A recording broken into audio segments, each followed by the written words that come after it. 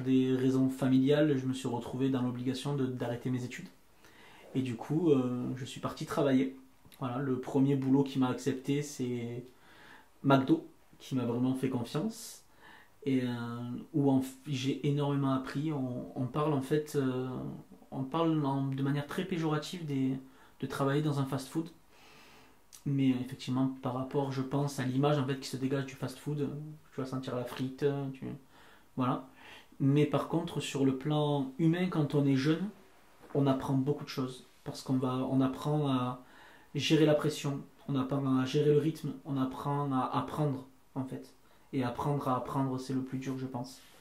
On apprend à s'adapter parce que on passe d'un poste à un autre. On apprend à travailler à plusieurs, on apprend à se faire confiance, à faire confiance aux autres. Et moi, franchement, c'est un des différents jobs que j'ai fait qui m'a le plus appris. Vraiment.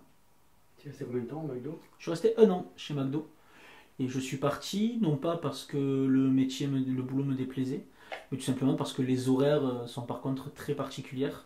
Et quand on veut commencer à avoir un petit peu une vie de couple, une vie de famille, c'est dur quand on finit à 2 heures du matin, quoi. Quand on commence à 19 h et qu'on finit à 2 heures du matin, c'est assez compliqué. Voilà. Donc après, tu as fait quoi? Du coup, je suis parti de chez McDo. J'ai enchaîné un petit peu les petits boulots. Donc, j'ai travaillé 1 mois chez Aldi. Ensuite, j'ai travaillé chez Metro. Et de là, je me suis dit que, tiens, si je passais mon BAFA, parce que j'ai quand même énormément d'approches envers les jeunes. Donc, j'ai passé mon BAFA au cours d'un cap métier qui s'appelle le cap métier animation. Et ça m'a permis du coup de l'avoir, de faire des stages, de faire des rencontres. Donc, derrière, j'ai travaillé un petit peu dans l'animation. Mais c'est un métier qui est très compliqué déjà parce qu'on vit à l'envers. C'est-à-dire qu'on travaille au moment où les gens ne travaillent pas. Donc on travaille entre midi et 2, on travaille dans ces moments-là, les moments où on a besoin de nous en fait pour garder les enfants. Et en plus c'est très dur d'être titularisé dans ces métiers-là. Donc je suis parti de là et j'ai réussi à rentrer au lycée Joliot-Curie, je suis retourné. Mais ce coup-ci de l'autre côté du miroir, je suis rentré en tant que surveillant au lycée professionnel. Parce que Joliot-Curie en fait était un lycée général technologique et également un lycée professionnel. Donc, et là par contre j'ai énormément appris humainement. C'est-à-dire que au cours de 2 ans, déjà Joliot a une salle de musique et en fait qui était totalement dans l'abandon. Donc j'en ai un petit peu repris les rênes en créant un planning, en permettant aux jeunes de pouvoir aller faire de la musique, apprendre à chanter. Je donnais quelques cours là-bas même, donc quelques conseils aux élèves. Donc après cette expérience à Joliot-Curie, qu'est-ce que tu as fait? De là je suis parti chez Intersport. Et je suis devenu vendeur de chaussures. Voilà. Au début, en fait, j'étais juste un rayon de chaussures. Sauf que là-bas, pareil, je suis quelqu'un en fait qui adore se développer, qui adore apprendre.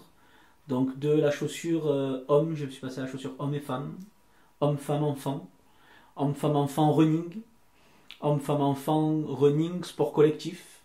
Donc également chaussures de foot, etc. Et comme en fait mon rayon se trouvait en face du rayon vélo et trottinette, j'ai commencé un petit peu de temps en temps à renseigner des clients, à écouter ce que mes collègues leur disaient, donc en conseil, en explication. Et de là, je suis parti d'Intersport, parce qu'on m'a proposé une place à Feu Vert. Donc j'ai dit, tiens, allez, j'y vais. Et voilà, c'est intéressant aussi, donc je veux aussi apprendre l'automobile. Donc je suis allé chez Feu Vert. Feu Vert, ça se passait bien, sauf qu'un magasin qui était en train de se lancer, malheureusement, n'a pas beaucoup de budget. Donc du coup, je me suis retrouvé sans emploi à un moment de ma vie où j'étais sur le point de me marier, avec l'envie d'avoir un enfant. Je venais même de me marier, autant pour moi. Voilà, je venais de me marier, et j'avais pour projet d'avoir un enfant. Et donc ça a un petit peu... Disons que c'est une des rares fois où j'ai un petit peu perdu pied. Parce que quand on est en train de s'imaginer et de faire des projets, et que d'un coup ça s'arrête, on a un peu du mal à rattraper la liane, quoi. Donc c'est vrai qu'à ce moment-là, ça a été une toute petite période, mais très compliquée. Où vraiment, c'est une des rares fois où j'ai pas réussi à rebondir directement. Et où là, pour le coup, on voit l'importance d'avoir des personnes, des bonnes personnes autour de soi. Parce que sans ces personnes, je pense que je ne serais pas devant vous pour raconter mon histoire. Mais j'ai su rebondir et je suis rentré comme vendeur en fait en boucherie à Intermarché. Le truc, c'est que quand on est seulement vendeur, eh ben, on n'a pas le même salaire et on n'a pas aussi les mêmes autorisations qu'un boucher. Donc moi, ce que je voulais, c'était me développer. On me disait non. Et j'ai eu une proposition chez Noroto, qui ont vu que j'allais travailler chez Feu Vert. Donc je suis rentré chez Noroto à Balaruc. Et là, par contre, pendant plus d'1 an et demi, j'ai vraiment changé les choses et j'ai vraiment évolué là-bas. Parce que de base, j'arrivais juste pour faire, enfin, voilà, pour prendre les rendez-vous, les choses comme ça. Sauf que comme j'avais appris des choses au niveau du vélo et des trottinettes, je suis devenu très rapidement responsable du rayon cycle et vélo, qui s'est énormément développé à Noroto Balaruc. Donc je leur ai fait monter le niveau, enfin le rayon sur une très belle progression. Et je les ai aidés aussi par mon organisation, à réorganiser les pneus qui étaient très mal rangés derrière, à leur trouver une organisation, à apporter en fait une stabilité. Et de là, une fois que j'avais fait tout ça, je commençais un petit peu à tourner en rond, mais ça fait un moment que l'idée de la boucherie me tournait en tête, et comme mon projet, moi, mon envie, ce serait d'être mon propre patron, je me suis dit, ce serait bien quand même de trouver un emploi où tu peux avoir ton business, quoi. Et voilà pourquoi je suis parti en reconversion professionnelle en boucherie, où je suis actuellement. Comment ça se passe la boucherie? La boucherie, ça se passe bien, c'est très intéressant. C'est beaucoup de travail, parce qu'il y a beaucoup de choses à apprendre. Mais on apprend beaucoup. On apprend beaucoup. Et il y a beaucoup de choses en fait sur lesquelles il faut savoir rebondir, il faut savoir réagir. Parce que c'est un milieu qui est vraiment particulier, qui est vraiment fermé, où de base on y est depuis longtemps. Parce que souvent les bouchers ont commencé en apprentissage à l'âge de 15-16 ans, même si notre génération a énormément de reconversion professionnelle. Mais c'est vrai qu'en général on commence très tôt. Donc c'est vrai qu'apprendre tous les morceaux, et apprendre tout ça à 27 ans et retourner à l'école, surtout après toutes ces années, c'est vraiment le plus difficile, surtout quand on a une vie de famille, qu'on a des enfants, voilà, qu'il faut avoir le temps en fait à côté. Mais c'est une organisation à prendre et petit à petit elle arrive. Donc voilà. Donc là, ton ambition immédiate, c'est d'avoir ton CAP boucherie, c'est ça? Mon ambition pour l'instant, c'est avoir mon CAP, travailler un petit peu en grande surface pour continuer de me faire la main, voilà, et surtout parce qu'ils ont des horaires qui sont quand même plus agréables que les boucheries, les petits artisans. Et une fois que c'est fait, mon but ce serait d'avoir mon propre business, voilà, en itinérance, de pouvoir venir un petit peu dans les villes qui n'ont plus de boucherie et leur proposer d'avoir l'occasion d'avoir un boucher qui vienne 1 ou 2 fois par semaine pour leur proposer de la viande et des plats traiteurs. Alors, parmi tous les métiers, tous les boulots que tu as fait, malgré ton jeune âge, lequel tu retiens? Celui que je vais retenir le plus, c'est McDo, vraiment. Parce que c'est là en fait où j'ai découvert tout ce que j'ai dit tout à l'heure, c'est-à-dire le fait d'apprendre sur soi-même, etc. Mais aussi l'entraide. Parce que j'ai eu la chance de tomber sur une équipe qui était géniale, et où on rigolait, où on n'hésitait pas à rester même après quand il fallait rester, parce que pour pas laisser tomber l'autre. Parce que il en manque 2 aujourd'hui, il y a 2 absents, est-ce que tu peux rester un peu plus tard? Pas de soucis, je finissais à 9 h, je finirai à minuit, c'est pas grave. Mais je te laisse pas dans la merde, quoi. Donc c'est vraiment ça en fait. J'ai découvert ce que c'est vraiment travailler avec une bonne équipe et travailler dans des bonnes conditions. La seule chose qui m'a fait partir de chez McDo, c'est les horaires. C'est tout. Parce qu'après sinon, le salaire aussi parce que c'est des contrats 24 heures. Mais sinon, j'avais tout en fait. Tout pour faire un bon boulot, parce que quand on a les bonnes personnes et la bonne dynamique, on peut faire des choses gigantesques. On a réussi à passer je me rappelle par exemple d'une fois un Halloween où on s'est retrouvé avec la parade de Frontignan et la parade de Vic-Mirval qui se sont donné rendez-vous au McDo de Frontignan, parce que c'est là-bas que j'étais, et où en fait de 18h30 jusqu'à 22h, le McDo n'a pas...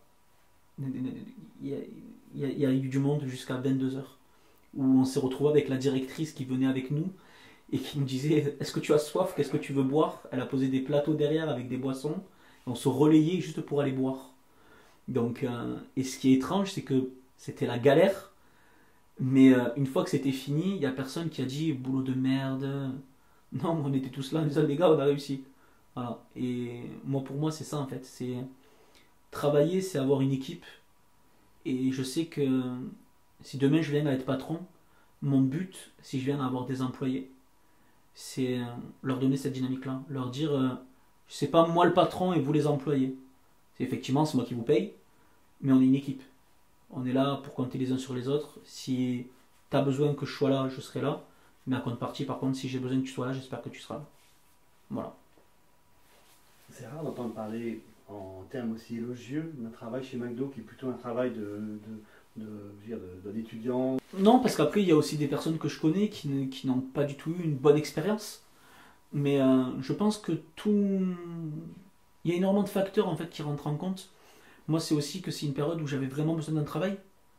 Donc, c'est les seuls qui m'ont dit, ben oui, on te prend.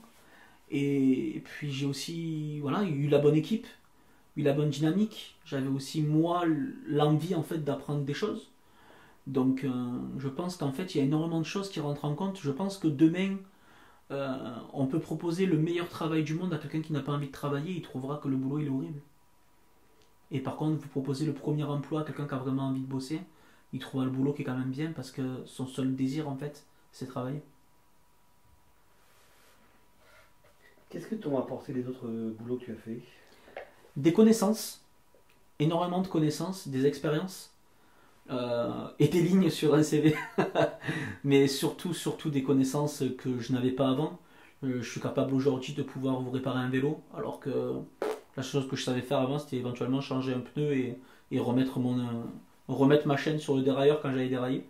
Je sais maintenant ce que c'est quand vous avez un voyant qui s'allume sur votre tableau de bord, je peux éventuellement vous dire à quoi il correspond.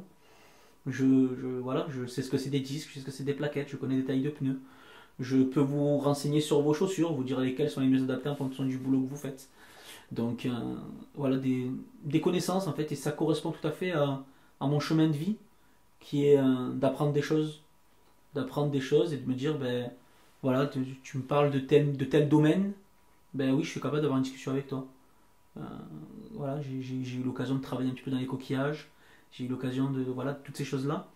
Et en fait, même si c'était des expériences qui étaient plus brèves certaines que d'autres, ben, ça permet d'avoir des sujets de conversation avec des gens et de ne pas me retrouver si par exemple je me retrouve demain dans un repas où ben, 90% c'est des ostréiculteurs, ben, je pourrais quand même un petit peu discuter avec eux.